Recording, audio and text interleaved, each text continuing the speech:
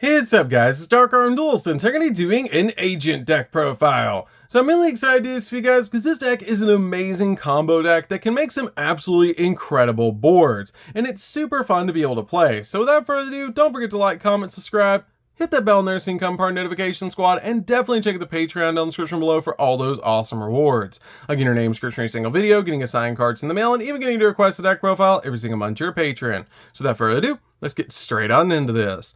So first off, we're going to be playing 3 copies of the Agent of Mystery, Earth. This card is a definite 3-of in the deck because this card is actually the Stratos of the deck. Because when this card is normal summon, you can add 1 agent monster from your deck to your hand, except another copy of this card, or if the Sanctuary in the Sky is on the field, you can add a Master Hyperion from your deck instead, which is such a cool ability to be able to search out our boss monster if we have the copy of the Sanctuary in the Sky on the field.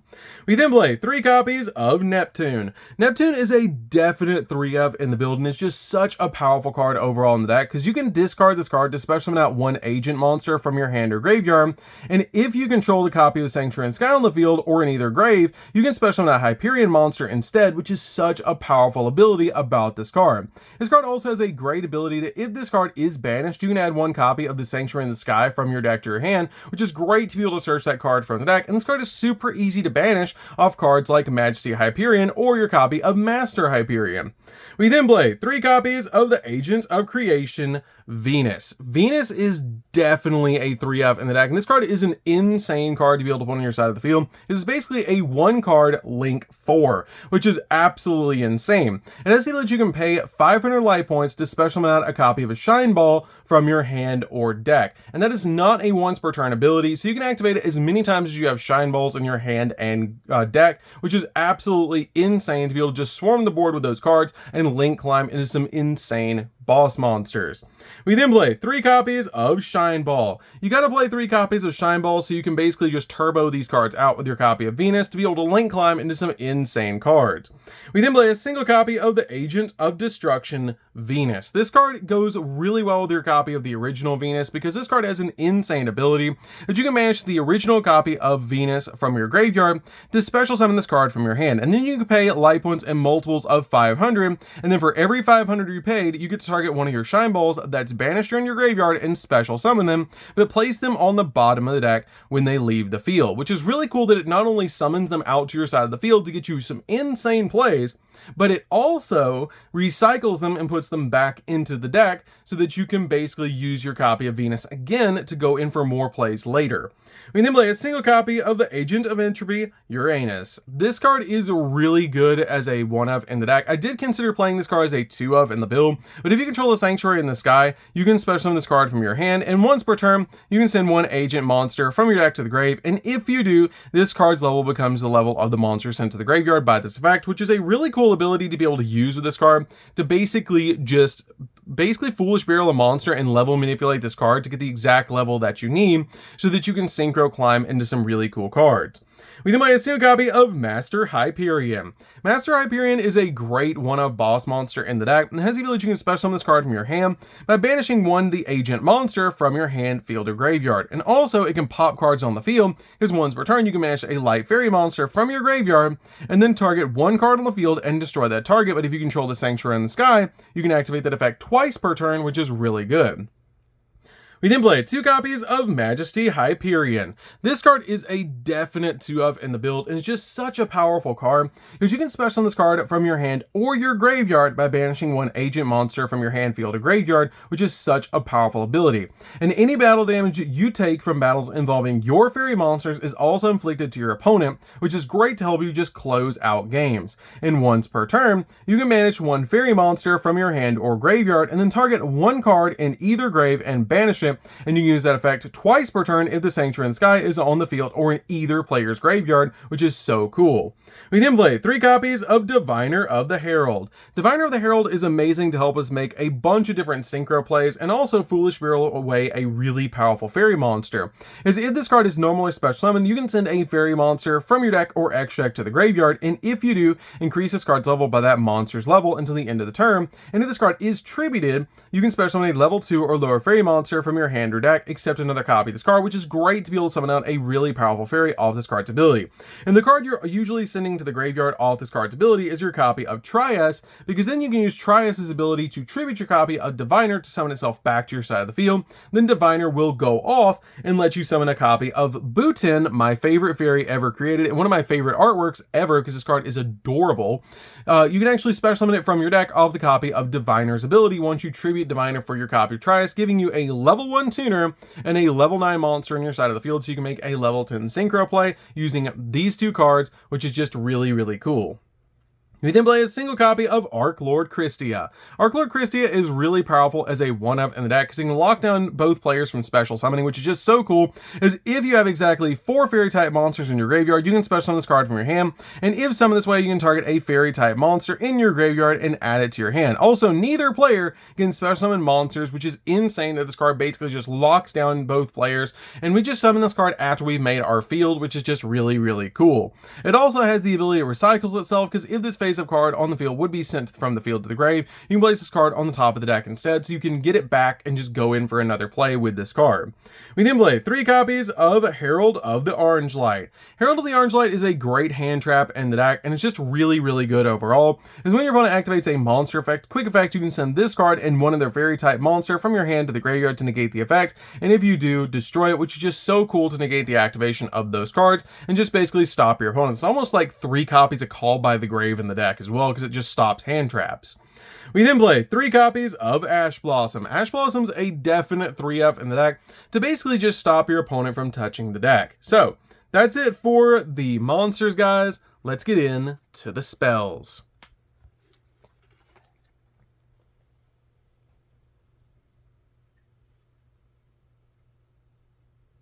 So for the spells, guys, we're going to start with a single copy of Instant Fusion. Instant Fusion is really good as a 1-of in the deck to be able to go with our 1-of Ready Fusion, because I have a really awesome tech card in the extra deck that you can summon off these cards. We then play a single copy of the Sanctuary in the Sky. This card is great so we can get a bunch of bonus effects off of our different agent monsters, and it's a really powerful combo piece in the deck that you can search off your copy of Neptune.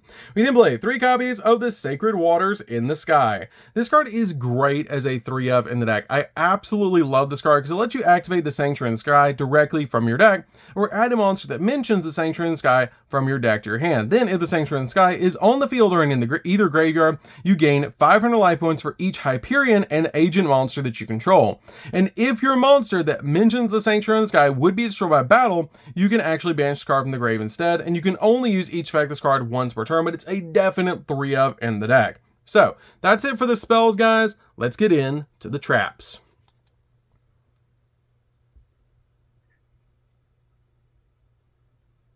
So for the traps, we're going to be playing 3 copies of Infinite Impermanence. Impermanence is definitely a 3-of in the deck just to stop your opponent's monster effects and lock down entire columns of spells and traps. We then play a single copy of Divine Punishment. Divine Punishment is a really cool counter trap in this deck that when a spell or trap card or monster effect is activated while the Sanctuary in the Sky is on the field, negate the activation, and if you do, destroy it, which is a really cool ability to be able to play a counter trap in this deck. We then play a single copy of Fallen Sanctuary. Fallen Sanctuary is a really cool 1-of because when this card is activated, you set the Sanctuary in the Sky or a spell or trap that mentions it directly from your deck. And this card's name becomes a Sanctuary in the Sky while on the field or in the graveyard, which is such a cool ability to be able to have a continuous trap that is the Sanctuary in the Sky. You can also banish a fairy monster from your graveyard and then target one effect monster your opponent controls and negate its effects until the end of the turn, even if this card leaves the field, and you can only use the effect of this card once per turn and only once that turn, which is super cool about this card, and it's definitely a 1-of in this build. So that's it for the main deck, guys. Let's get into the extra deck.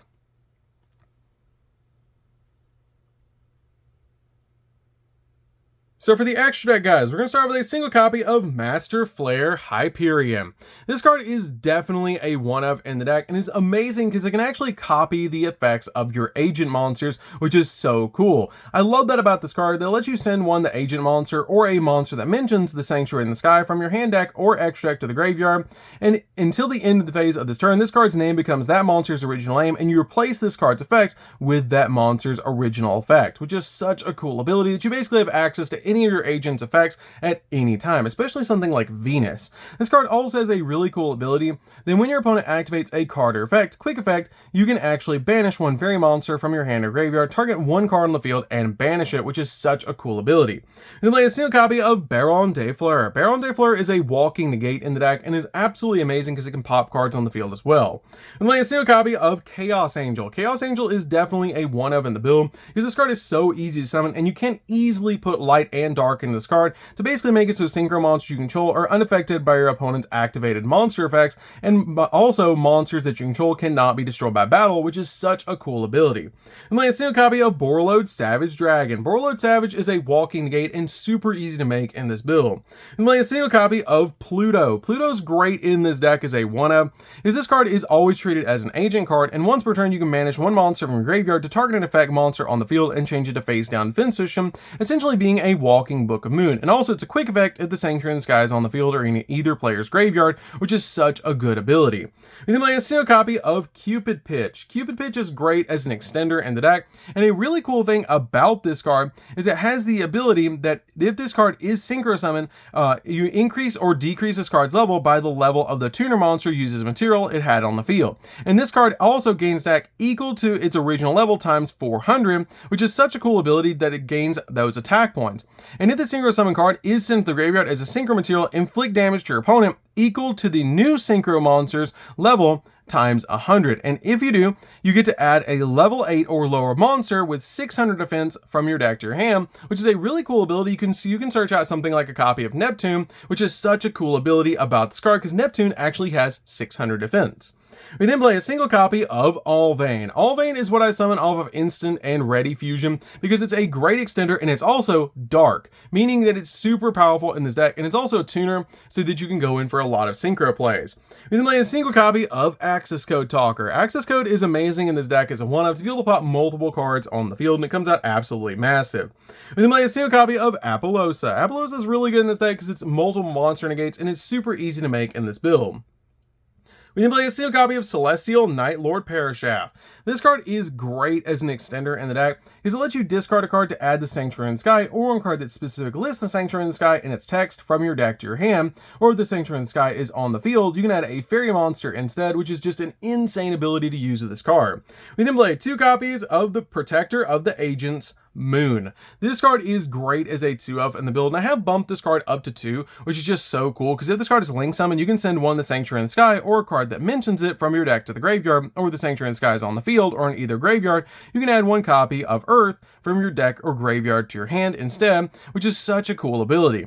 You can also tribute a fairy monster and then target 1 card your opponent controls and destroy it, which is a really cool ability. We then play a single copy of SP Little Knight. SP Little Knight is great in this deck as one of just to be able to basically use this card as a double interruption. If you don't have SP Little Knight, you can play Nightmare Unicorn instead though. We then play a single copy of Herald of the Mirage Light. Herald of Mirage Light is really good in this deck because it's basically a walking negate, which is insane. We then play a single copy of IP Masquerena. IP is great in this deck to be able to step into your copy of your SP Little Knight or your copy of Appaloosa during your opponent's turn. So that's it for the deck, guys. I hope you did enjoy it. This deck is super fun to be able to play. If you guys have never played an agent deck before, you should definitely give this deck a try because it's super fun to be able to play. I absolutely love swarming the board with all sorts of really cool fairies, and it's just a really fun deck overall. So that's gonna do it for this one, guys. Don't forget to like, comment, subscribe, hit the bell in there so you can become part of the notification squad, and we'll see you guys in the next video. See you later, guys.